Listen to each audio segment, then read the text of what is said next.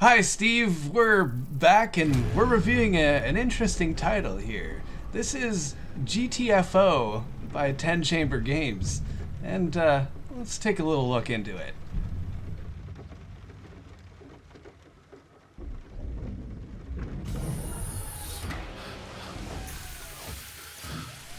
Well, Steve, this week we had a very interesting shooter. This one is a first person shooter with a lot of kind of horror aesthetic elements in it, and it is Yep. a team based game. You're meant to play this one with four people. We didn't Yeah. exactly get four, but with between me and you, what was your first impression on this one? Well, as you said, the as soon as I started the game, the lobby was dead. It was very dry. I had no one that was joining. I was actually waiting for quite a while, and then in the end, I actually dropped in the game by myself. And as you drop in, you actually go down a tunnel. It's almost like a roller coaster. Where you have one of these hardest things on it, you just drop straight down, and your mechanical moves you around and actually drops you in these containers because you're kind of underground and it's a containment. You have to complete containment and find out why you're there. You're held there at your own will, and there is a so-called warden that kind of gives you little bits of information and little tidbits, kind of sort of say to sort of help you on your way and what's there. But to be honest with you, playing this by yourself is a no-go because it is absolutely brutal. It's horrendous because as soon as you get into an area where there's swarms of these, they call it sleepers. Yeah. They have sleepers, and any movement or lights, you're done because they all come rushing out this door, and I died so many times.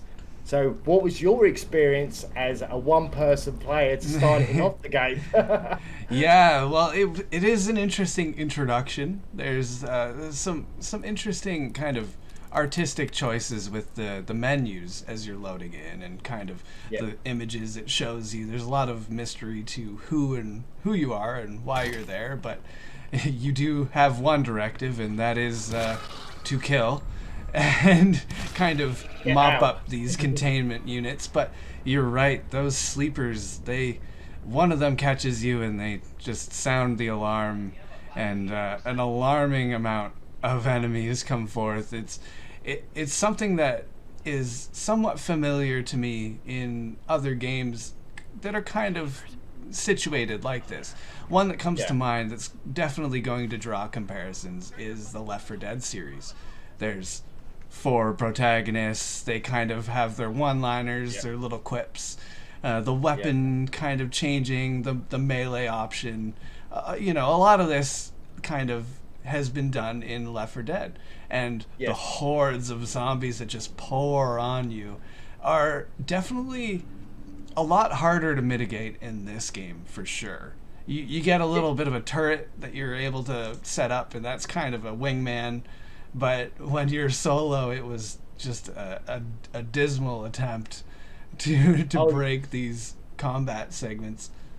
yeah, and I have to say, when you're sort of playing by yourself, it's basically it's too difficult and too hard. You expect to die in these kind of games, and bearing in mind, it's one of these ones. Is once your health is gone, you have to start all over again. It's no checkpoints. There is nothing. It's either you get to the end of that chapter or that completion of that area before you progress. So, unfortunately, as the one person player, it did put me off. But then, by chance, I actually got into a lobby with three other randoms, and I think I played for a lot longer this time. And what a different experience it brought to the whole game. Even when it was just you and I, when we jumped in, what a big difference it does. Yeah. Because the other good thing as well is because you have different loadouts. You have like four slots for different loadouts. Two for weapons. You have a melee attack, which again you have four different options. Whether it's like a sledgehammer or an axe or something like that. And then you also got your different other weapons as well, like fog diffusers. With all these accessories, does make it a very interesting game when you have your co-op friends in there because the key point in this game is communication. You have to have that communication, otherwise you're dead.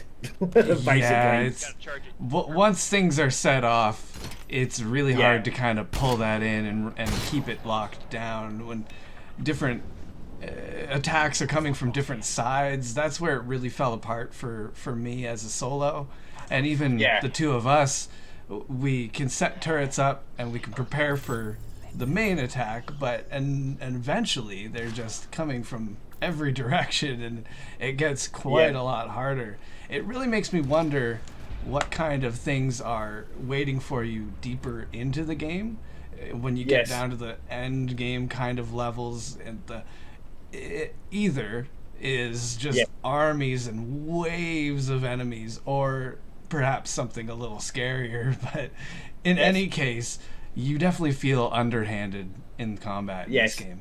And the other thing as well is you don't really get a lot of ammo in this game or health. You Yes. have to search. You have to search the areas, open lockers or break locks of containers, and you open up. But bearing in mind, you also got to share this with three other teammates if their health is low or their ammo is low, and it's hard. It's very scarce what equipment and resources you can actually find in this game. But I have to say though, I did love the atmosphere of the game as well. Like all the tunnels, the water dripping and things like and all the noises as well. The little Yeah. creaks and noises in the headset about that Yes, on it's the definitely really heavily motivated. There's a dark kind of look to everything, and yeah. being that you're underground, I suppose that makes sense. But there's just some pockets of areas that have a lot of gore and kind of Yeah. spikier areas that are, there's some sort of infection kind of wiping across the landscape. That is definitely what kind of sets this game apart, especially from something like Left 4 Dead, as I mentioned earlier, where it's Yeah. just a normal kind of cityscape. This is quite different. This is very long tunnels, a lot of exploring, and eventually you come into contact with a lot of these kind of sleeper horde enemies, and that's where Yes. the difficulty lies. Eventually you may explore around and find different tunnels to get to a location, but you're gonna find some massive combat area, and at Yeah. that time it's really kind of clear to me that this is intended for 4 players. Oh As you yes. said, there's a lot of equipment slots, a lot of kind of extra weapons, mines. So I think you're supposed to kind of band together and produce some strategies, have some plays to kind of rely on. At the end of the day, Scott, are we gonna give this a score? Yeah, I think this is fair. We've spent some time checking this one out. We've had our issues, but we've also had our breakthroughs. So Yes. there is a lot to consider about this game. It's a little complicated to put a fine ribbon on it, but to briefly explain, it seems like there's a lot of potential here. If you have a Yeah. 4-man squad, there's a lot of fun to be had, and there's some Yeah. interesting elements from other genres kind of stapled into this package that make it very interesting. It just kind of comes short with a little bit of some glitchiness and a little difficulty finding other players if you're solo. But Yeah. all of that considered, I have to give this one a 6 out of 10. Nice. I'm kind of with you like that. By yourself, no go. If you got a squad, or you can actually get some randoms in the lobby, awesome. As long as they got mics as well, because if they haven't got mics, then you're in trouble, because it is very heavily based on communication. Like you, I had a few glitches at the start of the game. It was very janky and things like that. But when I did get into the game, I did enjoy it. So I'm going to give this a 7.